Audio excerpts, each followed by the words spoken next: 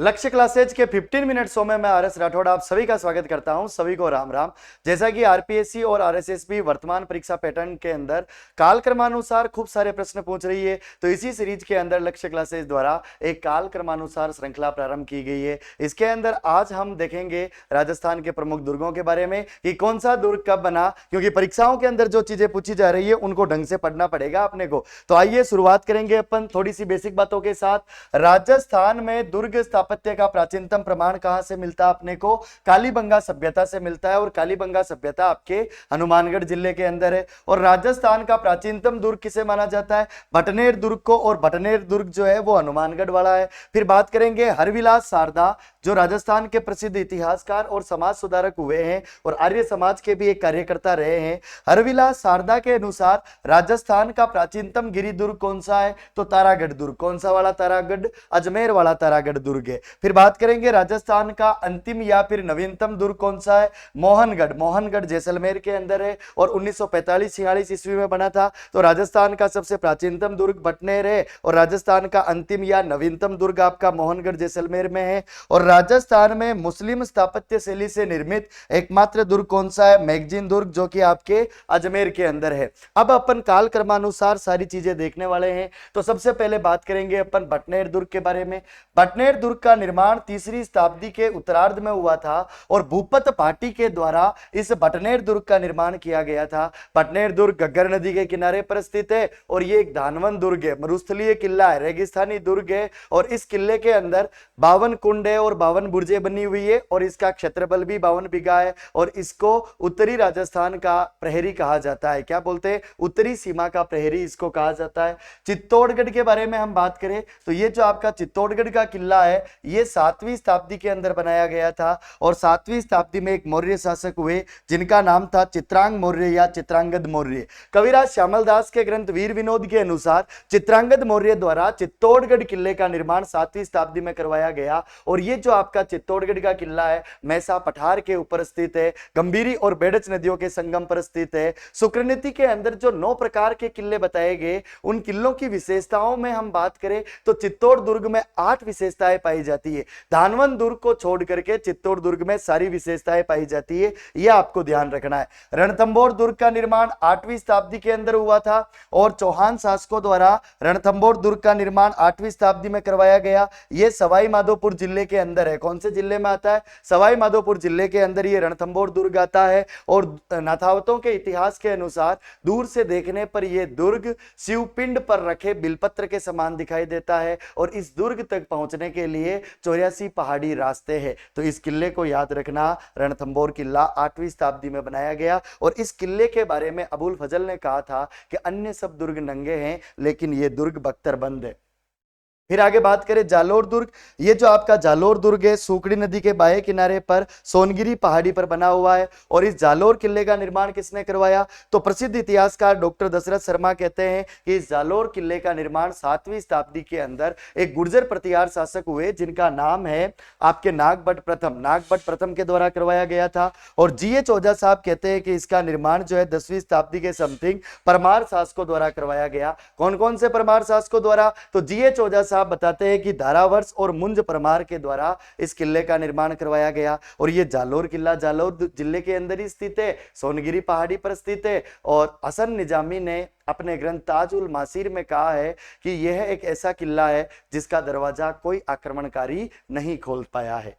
ठीक है ना? तो ये चीजें ध्यान रखना है। तो देखो 3री शताब्दी में भटनेर, 7वीं शताब्दी में चित्तौड़, 8वीं शताब्दी में आपका ये रणथंभौर दुर्ग और जालोर दुर्ग दशरथ शर्मा के अनुसार 7वीं शताब्दी में और जीएच ओझा के अनुसार 10वीं शताब्दी में, है ना? जब भी पूछेंगे तो दशरथ शर्मा और जीएच ओझा का नाम लेकर पूछा जाएगा कि उसके अनुसार इस किले का निर्माण किसने करवाया, तो आपको कंफ्यूज होने की जरूरत बिल्कुल भी नहीं है। सिवाना दुर्ग। सिवाना दुर्ग का निर्माण 954 ईस्वी के अंदर वीर नारायण पंवार के द्वारा करवाया गया। हल्देश्वर पहाड़ी पर यह दुर्ग स्थित है। इसे कुमट दुर्ग भी कहा जाता है और साथ ही साथ इसे जालोर दुर्ग की कुंजी और मारवाड़ के राठौड़ों की शरण स्थली भी कहा जाता है। यह बालोतरा जिले के अंदर आता है। जो बयाना दुर्ग है, ये बयाना दुर्ग 1040 ईस्वी में मानी या दमदमा पहाड़ी के ऊपर विजयपाल के द्वारा बनाया गया। विजयपाल, जिसे करौली में जादौन राजवंश का या फिर यादव राजवंश का संस्थापक माना जाता है, इस विजयपाल ने भरतपुर जिले के बयाना में इस बयाना दुर्ग का निर्माण करवाया। और इस बयाना दुर्ग को बादशाह का किला भी कहा जाता है और बाणासुर का दुर्ग भी कहा जाता है। अगर पूछ ले कि बाणासुर का दुर्ग किसे कहा जाता है तो बताना बयाना दुर्ग को कहा जाता है। तारागढ़ दुर्ग, जिसे गढ़बीठली भी कहा जाता है और अजय मेरू दुर्ग के नाम से भी जाना जाता है, 12वीं शताब्दी के अंदर अजय राज चौहान ने अजमेर या अजय मेरू शहर के अंदर इसका निर्माण करवाया। अजय राज ने निर्माण करवाया, इसलिए इसको अजय मेरू दुर्ग बोल देते हैं। और कहते हैं कि मेवाड़ के महाराणा सांगा के जो ज्येष्ठ भ्राता थे उड़ना राजकुमार पृथ्वीराज सिसोदिया, उन्होंने इस दुर्ग का जीर्णोद्धार करवाया और अपनी रानी तारा के नाम पर इसका नाम तारागढ़ रखा, इसलिए इसको तारागढ़ भी बोलते हैं। ये बीठली पहाड़ी पर स्थित इसलिए भी इसको गढ़बीठली कहते हैं। और विठल दास गौड़ शाहजहां के शासनकाल में यहाँ के दुर्गाध्यक्ष रहे थे, इस वजह से भी इसको गढ़बीठली कह सकते हैं। ठीक है ना। नागौर का किला, नागौर दुर्ग 1154 ईस्वी के अंदर केमास के द्वारा बनाया गया था। यह नागौर के अंदर ही स्थित है। केमास जो सोमेश्वर चौहान का सामंत था, केमास जिसको कदमवास या केमवास भी कहा जाता है, जो पृथ्वीराज चौहान का मुख्यमंत्री भी था, तो यह किला सोमेश्वर चौहान के शासनकाल में केमास के द्वारा बनाया गया। जब केमास एक बार कहीं जा रहा था तो उसने रास्ते में एक जगह पर देखा कि एक भेड़ भेड़िए से युद्ध कर रही है। उसने देखा और सोचा यार ये कोई सामान्य जगह नहीं है, एक भेड़ जो इतना डरती है वो भेड़िए से लड़ाई लड़ रही है। तो फिर उसी स्थान पर इसने नागौर किला बनवा दिया। और ये जो नागौर किला, इसके बारे में कहा जाता है कि इस पर चलाए गए तोपों से घोड़े जो चलाए जाते, तो इस पर चलाए गए घोड़े इस किले को नुकसान पहुंचाए बिना ऊपर की ओर से निकल जाते हैं। तो भाई साहब, तोपों के घोड़े भी इस किले को नुकसान नहीं पहुंचा पाते। फिर बात करें गागरोन दुर्ग, ये गागरोन दुर्ग जल दुर्ग या ओदक दुर्ग का एग्जाम्पल है। आहू व कालीसिंध नदियों के संगम पर है। और ये कहां पर है तो आप याद रखना, झालावाड़ जिले के अंदर है। 12वीं शताब्दी में बीजल देव सिंह द्वारा इसका निर्माण करवाया गया। और बीजल देव कौन थे? डोड परमार शासक थे। बीजल देव कौन थे बताओ? तो बीजल देव डोड परमार शासक थे।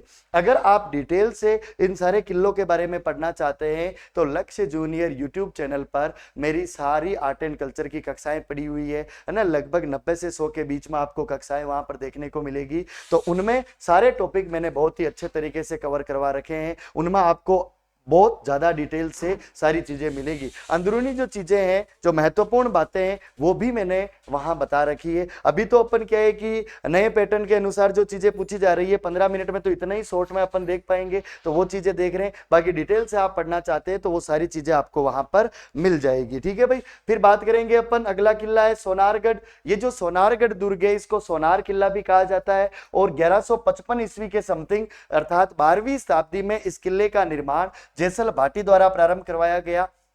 शालिवाहन के द्वारा इस किले का निर्माण पूरा करवाया गया। ये जैसलमेर के अंदर है। ये आपका किला जैसलमेर के अंदर है। भाई साहब ध्यान रखना, इस किले के बारे में अबुल फजल ने कहा था कि घोड़ा कीजिए काठ का, पिंड कीजिए पाषाण, बख्तर कीजिए लोह का, तब पहुंचे जैसान। कि आपको लकड़ी का घोड़ा, पत्थर की टांगे और लोहे का शरीर ही जैसलमेर पहुंचा सकता है।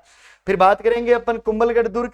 कुंभलगढ़ दुर्ग जो है ना, ये राजसमंद के अंदर सादड़ी गांव के पास गंधमादन पर्वत पर स्थित है। कुंभलगढ़ किले के जो प्रारंभिक निर्माता है एक मौर्य शासक थे और मौर्य शासक का नाम है संप्रति। मौर्य शासक संप्रति ने यह किला बनवा दिया था, लेकिन यह किला टूट टाट गया, खंडहर में तब्दील हो चुका था। फिर मेवाड़ के यशस्वी, परम तेजस्वी और बहुत बड़े निर्माता तथा महाशक्तिशाली शासक हुए जिनका नाम है महाराणा कुंभा।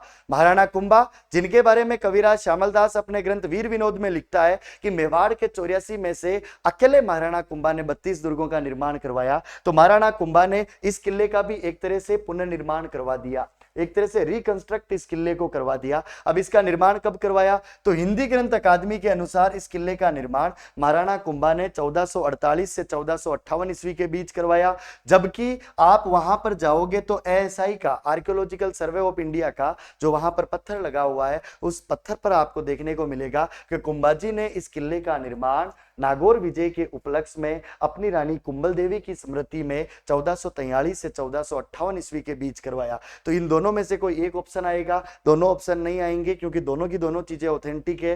हिंदी ग्रंथ अकादमी 1448 से 1458 बताता है, तो आप इसको भी फॉलो कर सकते हो। महाराणा कुंभा के द्वारा बनाया गया, ये आपको पता ही है। और इस दुर्ग का शिल्पी कौन था? तो इस दुर्ग का जो शिल्पी था, इस दुर्ग के शिल्पी का नाम था मंडन। इस दुर्ग के शिल्पी का नाम क्या था बताओ? तो इस दुर्ग के शिल्पी या वास्तुकार का नाम था मंडन। फिर बात करें मेहरानगढ़ दुर्ग, लाल पत्थर से बना हुआ मेहरानगढ़ दुर्ग जो अपनी विशालता के लिए जाना जाता है, इसका निर्माण 1459 ईस्वी के अंदर राव जोधा ने चिड़िया टूक पहाड़ी पर करवाया था। कौन सी पहाड़ी पर करवाया था? बोलो, चिड़िया टूक पहाड़ी पर, है ना। तो ये जो आपके जोधपुर के अंदर चिड़िया टूक पहाड़ी है ना, इस चिड़िया टूक पहाड़ी पर इस किले का निर्माण इनके द्वारा करवाया गया है ना। मैंने थ्योरी कक्षाओं में पूरा डिटेल से पढ़ा रखा है, अभी तो कालक्रम के हिसाब से अपन देख रहे हैं। जूनागढ़ दुर्ग जिसको राती घाटी का किला और जमीन का जेवर तथा चिंतामणि भी कहते हैं। गढ़ चिंतामणि तो मेहरानगढ़ जोधपुर को कहते हैं और चिंतामणि जूनागढ़ बीकानेर को कहा जाता है। इस किले का निर्माण 1589 से 1594 ईस्वी के बीच बीकानेर के महाराजा राय सिंह ने अपने मंत्री करमचंद बछावत की देखरेख में करवाया था। किसकी देखरेख में करवाया था? करमचंद बछावत की देखरेख में उन्होंने इस किले का निर्माण करवाया था। चले अपन आगे और आ जाओ भाई, अगले किले को देखते हैं अपन। फिर बात करेंगे अपन आमेर दुर्ग। ये जो आपका आमेर दुर्ग है, इस आमेर दुर्ग के बारे में याद रखना, 1592 ईस्वी में मानसिंह प्रथम के द्वारा जयपुर के अंदर काली खो पर्वत पर इस दुर्ग का निर्माण करवाया गया था। तो ये जो आमेर दुर्ग था, ये आमेर दुर्ग एक तरह से मुख्य निर्माता मानसिंह को ही माना जाता है। तो ये आपके जयपुर के अंदर स्थित है और यूनेस्को की विश्व धरोहर सूची में शामिल है। अपने राजस्थान के 6 पहाड़ी किले हैं जिनको 21 जून 2013 को कंबोडिया की राजधानी नोमपेन के अंदर आयोजित यूनेस्को की 36वीं बैठक के अंदर विश्व धरोहर सूची में शामिल किया गया।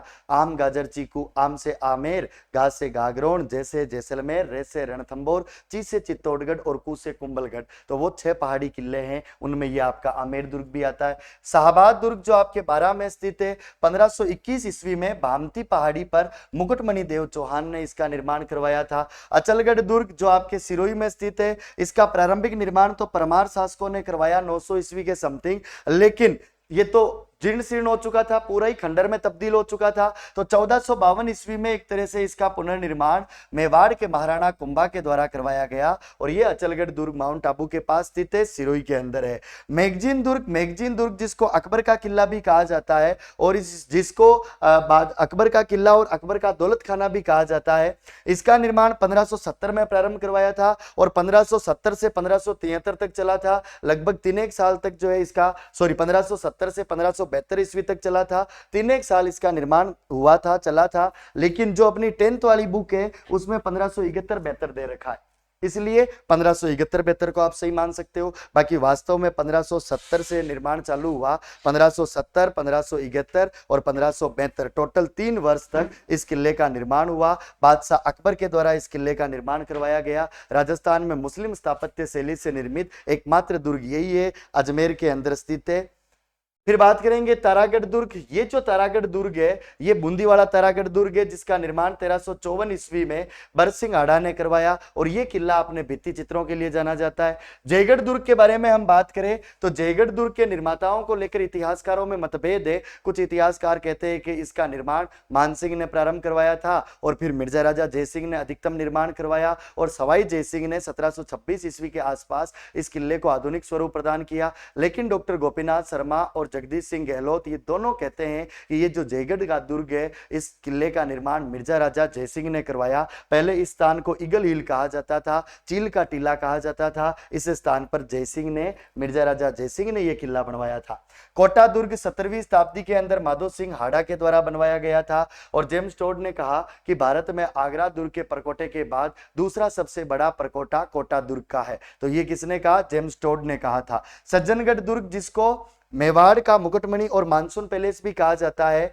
1874 से 1884 ईस्वी के बीच में 19वीं शताब्दी के अंदर महाराणा सज्जन सिंह के द्वारा उदयपुर की बासंद्रा पहाड़ी पर बनवाया गया था। नाहरगढ़ दुर्ग, जिसको सुदर्शनगढ़ भी कहा जाता है, मराठा आक्रमणों से सुरक्षा के लिए 1734 ईस्वी में सवाई जयसिंह ने जयपुर में इस किले का निर्माण करवाया। और सुदर्शनगढ़ इसलिए कि भगवान श्री कृष्ण की इस दुर्ग में सुदर्शन चक्रधारी मूर्ति है। और फिर बाद में नाहर सिंह भोमिया जी के नाम पर इसका नाम नाहरगढ़ हो गया। चूरू दुर्ग, जहां से चांदी के गोले दागे गए थे, इस चूरू दुर्ग का निर्माण 1739 ईस्वी में ठाकुर कुशाल सिंह के द्वारा करवाया गया था। जब बीकानेर के महाराजा सूरज सिंह ने 1814 ईस्वी में आक्रमण किया था, उस आक्रमण के समय यहाँ के सामंत शिव सिंह या शिवजी सिंह ने जब बारूद खत्म हो गया था तो चांदी के गोले दाग दिए थे।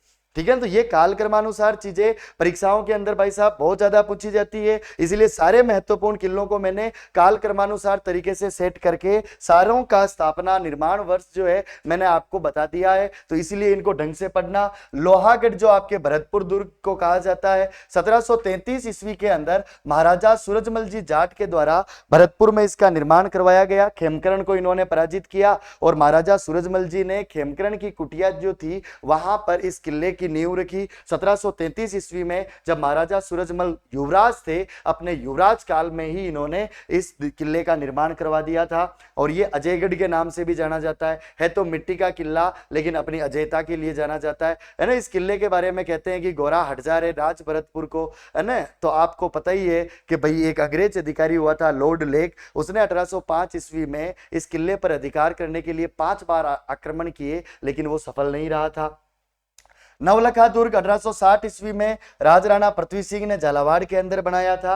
और फिर बात करेंगे टोडगढ़ जिसका पहले नाम बरसावाड़ा था। 1821 ईस्वी के आसपास 19वीं शताब्दी में जेम्स टोड ने इसका निर्माण करवाया, जो वर्तमान में ब्यावर जिले में स्थित है। और मेवाड़ के महाराणा भीम सिंह ने जेम्स टोड को आर्थिक सहायता प्रदान की थी इसके निर्माण के लिए। मोहनगढ़ किला जो आपके जैसलमेर में स्थित है, 1945-46 ईस्वी के अंदर यह किला बना था महारावल जवाहर सिंह के शासनकाल में। और ये भारत का अंतिम किला माना जाता है, राजस्थान का अंतिम दुर्ग माना जाता है। भारत या राजस्थान का अंतिम किला इसी को माना जाता है, सबसे नवीनतम किला इसी को माना जाता है। इसके बाद हमारे हिंदुस्तान में, हमारे राजस्थान में और कोई किला नहीं बना। अंतिम किला कौन सा है? तो मोहनगढ़ आपके अंतिम किला हो जाएगा। लक्ष्य क्लासेज और अक्षांश पब्लिकेशन की शानदार पीवाईक्यू सीरीज की बुक्स मार्केट में अवेलेबल है, आप अपने नजदीकी बुक स्टोर से इनको खरीद सकते हो। साथ ही लक्ष्य क्लासेज के मोबाइल ऐप के माध्यम से घर बैठे इन्हें प्राप्त कर सकते हो। तो देर किस बात की, जुड़े लक्ष्य क्लासेज के साथ। अगर आपको ये सेशन अच्छा लगा हो तो क्लास को लाइक करना, शेयर करना और कमेंट करके बताना कि लक्ष्य क्लासेज द्वारा ये जो प्रयास विद्यार्थी हित में किया जा रहा है वो आपको कैसा लगा। अगर कंटेंट अच्छा लगा हो और जो नए पैटर्न की चीजें आपको समझ में आई हो तो कंटिन्यू करना है कि नहीं करना है, ये कमेंट करके बताना, ताकि अपन इस सेशन को और आगे कंटिन्यू कर सके। पूरी हिस्ट्री और पूरी कल्चर के अंदर जितने भी टॉपिक्स है जिनमें काल कर्मानुसार चीजें पूछी जा सकती है, वो एक एक करके धीरे धीरे करके मैं सब कुछ आपके कंप्लीट करवा दूंगा। पीवाईक्यूज में भी कंप्लीट करवाऊंगा, थ्योरी भी कंप्लीट करवाऊंगा, ये काल कर्मानुसार चीजें भी, और साथ ही साथ अपन जो है ना नए पैटर्न की चीजें भी देखने वाले हैं। ठीक है ना। तो आज के लिए इतना ही, मिलेंगे अपन वापस अगले सेशन के अंदर, अगली क्लास के अंदर। तब तक के लिए सभी को राम राम, राधे राधे, जय श्री कृष्णा। अच्छे से पढ़ाई करना, आपका दिन शुभ हो।